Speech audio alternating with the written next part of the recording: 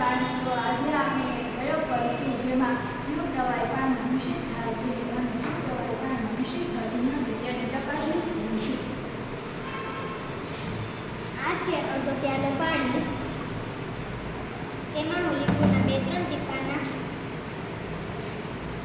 અને તેને ચમચી વડે હલાવ્યા બાદ આપણને જોવા મળે છે કે લીંબુનો રસ પાણી સાથે સારી રીતે મિશ્ર થઈ જાય છે.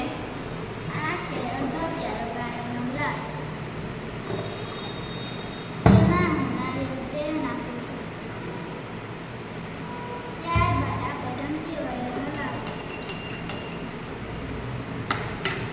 જોશો કે નારિયેળનું તેલ પાણીમાં મિશ્ર થતું નથી. આ છે અડધો પ્યાલો પાણી. તેમાં હું થોડું વિનેગર નાખીશ અને ચમચી દ્વારા હલાવ્યા બાદ આપણને જોવા મળે છે કે વિનેગર એ પાણી સાથે સારી રીતે મિશ્ર થઈ જાય છે. આ છે